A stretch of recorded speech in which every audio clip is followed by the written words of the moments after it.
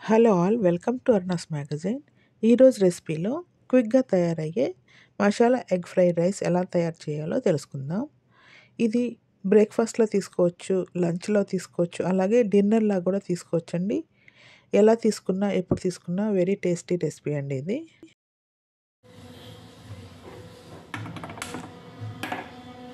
దీనికోసం ముందుగా కడాయి పెట్టి వేడి చేసుకోవాలి. దాంట్లో 1 టేబుల్ స్పూన్ ఆయిల్ వేసుకోవాలి. ఆయిల్తో పాటు గీ కూడా 1 టేబుల్ స్పూన్ వేసుకుంటే టేస్ట్ బాగుంటుంది. దీనిలో జీలకర్ర 1/2 టీ స్పూన్ వేసుకోవాలి. అలాగే బిర్యానీ ఆకులు 2, 3 వేసుకోవాలి. ఉల్లిపాయ ముక్కలు 1 సన్నగా తరిగిన వేసుకోవాలి. అలాగే ఇది వేగిన తర్వాత పచ్చిమిర్చి కూడా 4, 5 నిలువుగా కట్ చేసుకొని వేసుకోవాలి.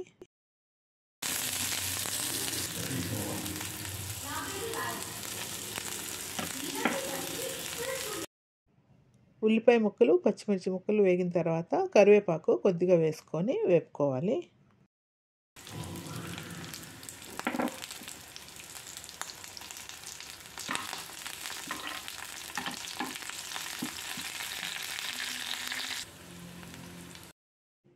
ఇప్పుడు అల్లం వెల్లుల్లి పేస్ట్ 1/2 టీ స్పూన్ వేసుకొని అన్నీ కలిపి బాగా వేపుకోవాలి. ఇవి వేగిన తర్వాత సాల్ట్ 1/2 టీ స్పూన్ వేసుకోవాలి.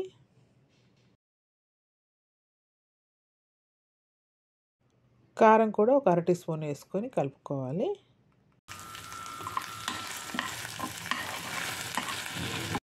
ఇవన్నీ బాగా కలిపిన తర్వాత 1 ఎగ్ కొట్టి వేసుకోవాలి.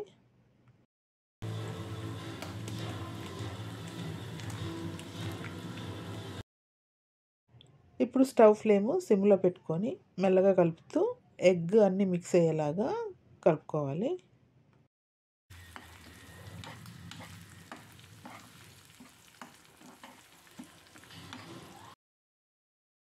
ఇప్పుడు ఎగ్ బాగా వేగి కైమాలా తయారైంది కదండి. ఇప్పుడు మనం రైస్ 1 కప్పు వేసుకోవాలి. మీరు ఫ్రెష్ రైస్ అన్న వేసుకోవచ్చు, లేదంటే మిగిలిపోయిన అన్నంతో కూడా మనం చేసుకోవచ్చు.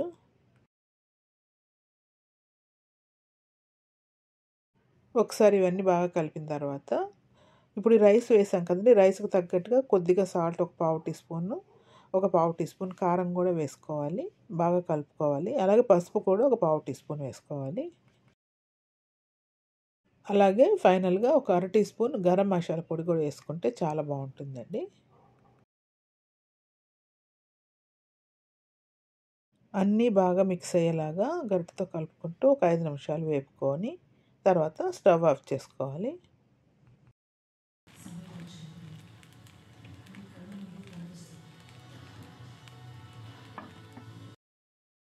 స్టవ్ ఆఫ్ చేసిన తర్వాత లెమన్ 1/2 చెక్క లేదంటే పావు చెక్క అన్నా సరే మనకు పులుపు తగ్గట్టుగా వేసుకొని ఒకసారి బాగా మిక్స్ చేసుకోవాలి.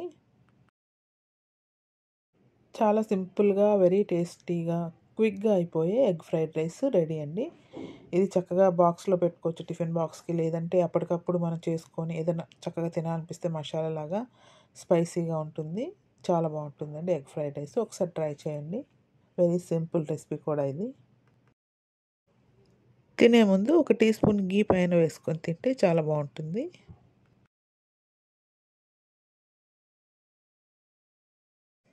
Thank you for watching. Please do like, share and subscribe my channel.